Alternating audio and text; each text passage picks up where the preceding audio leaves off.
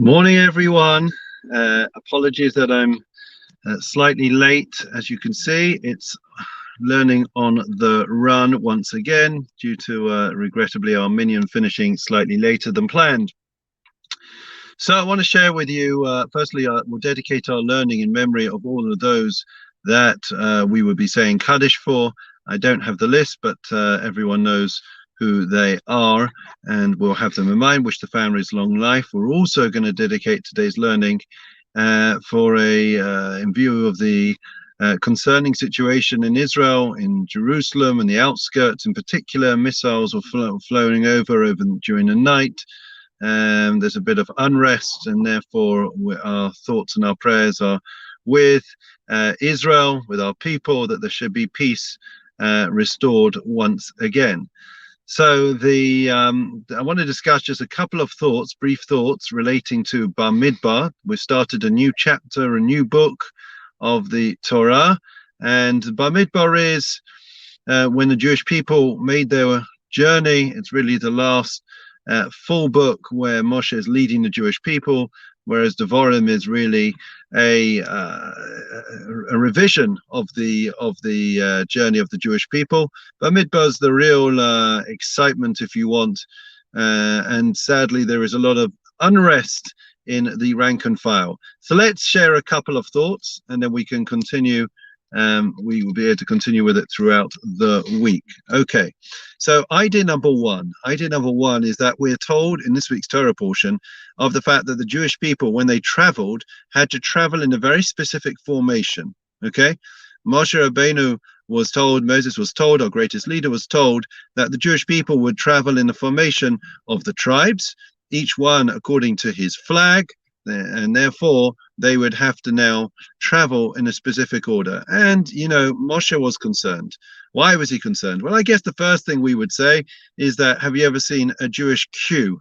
Have you ever seen a Jewish queue in the airport or in a supermarket in Israel? We don't do formation very well as a nation, as a people. There's always anarchy. There's always a bit of I was here first. Okay. So, but let's look at it in a bit more on a deeper level, and that is the idea was that Moshe was concerned. Moshe was concerned that that there was tranquility, that things were going well till now, and when there is change, then people wouldn't do well to that change, and God referred him back in history to another time when we had been journeying in formation, and that was Jacob's sons. It was at the time of Jacob had passed away, and it was the funeral procession from Egypt down to Hebron, when the Jewish people, the tribes of Israel, were marching in procession, and God says, well, listen, if they could do it then you can do it now. And obviously, the question is, well, what bearing does that have on what we are discussing now? Now you're dealing with a few million people. There you were dealing with a family. So what relevance and bearing does it have? Why should that give any consolation and confidence to Moshe in dealing with the Jewish people and trying to get them to walk in formation? And the idea was that we have to bear in mind that it was a time in Jewish history, the time of when Jacob passed away, the last of the forefathers, right? The last of the patriarchs from which the 12 tribes came, when there was every concern that there would be a complete disintegration of the family.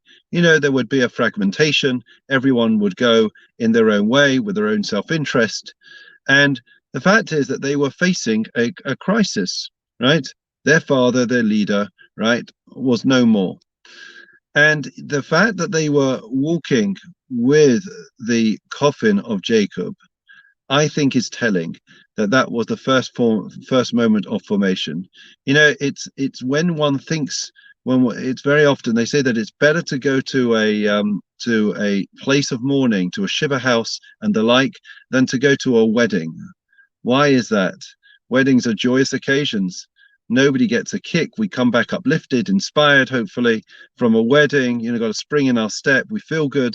well, you go to a funeral, you go to a shiva, you come back disconsolate, you come back rather depressed, right? You come back down.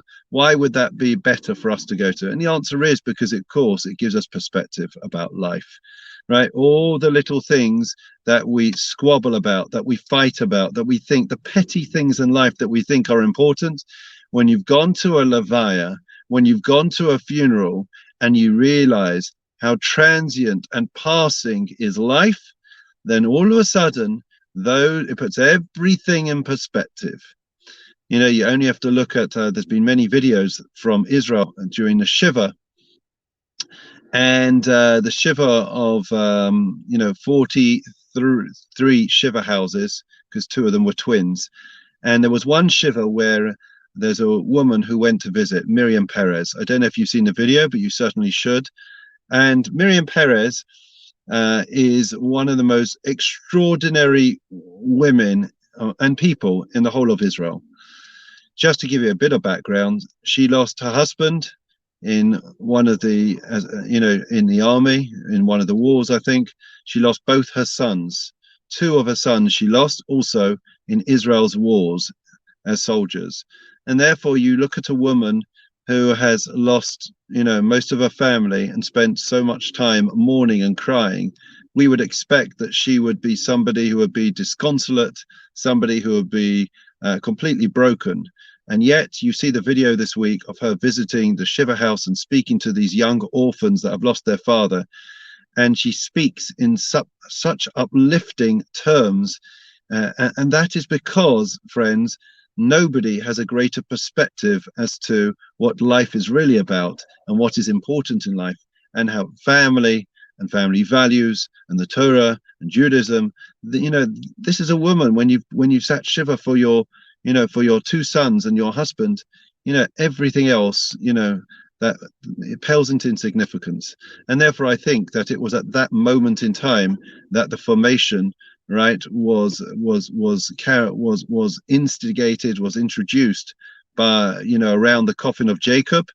And that was when they had perspective. They put it behind their, all the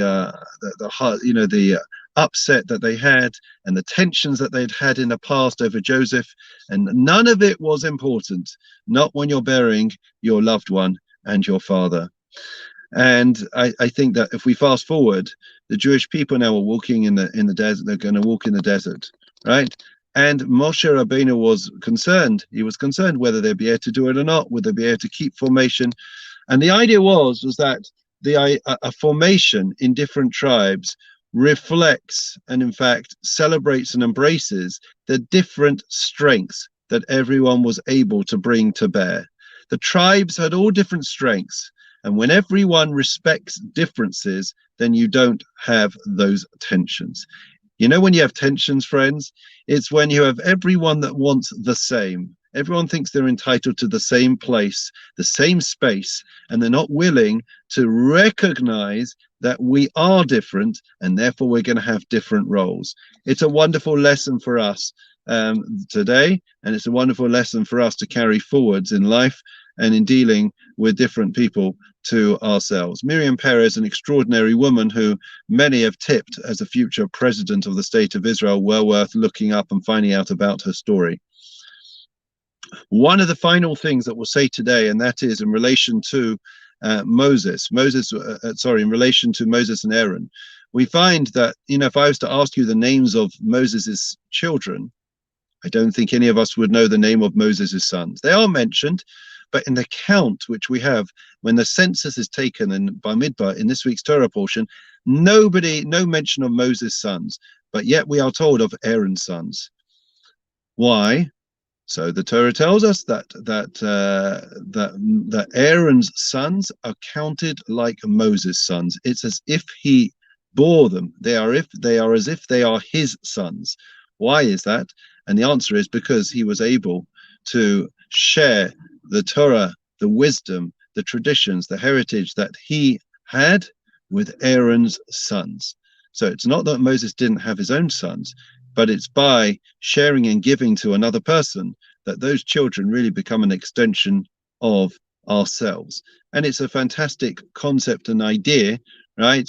That really, by rather than keeping things for ourselves, the more we are able to share and to give to others, really they become an extension of ourselves. We become bigger and greater, and we don't lose from it. And I think that's also an important idea to bear in mind. We're going to conclude today with the Refuah Shlema prayer, and obviously our thoughts are with all those that are unwell and injured in Meron, and also for those that have been injured in the some of the unrest in Israel from the Arabs. Okay. Misha Berach Avseinu Avraham Yisrael Yaakov Moshe Aaron David Shlomo Yivarech Repes Achilim Ba'avo she'anu mispalim ba'avoram b'zchazei HaKadosh Baruch Hu Yimaleh Rachum Alehem Lachem Lefosam Yishlach Lem Fu Shalem Noshmaim L'chol Levem B'soch Shachol Yisrael L'fus Nefesh L'fus HaGuf Hashavak Zmak Rib and Amar Amen. Good morning to Carol, Rachel, Martin, Estelle, Caroline, and everyone else that are joining us, Peter as well. And we look forward to seeing everyone tomorrow. Apologies once again that this is ad hoc on the go, it's parked on the side of the road. But now that we also have a real shawl and real minion, so obviously I'm pulled in all directions. I hope you understand and forgive me. See you, please God, tomorrow at my desk. All the very best.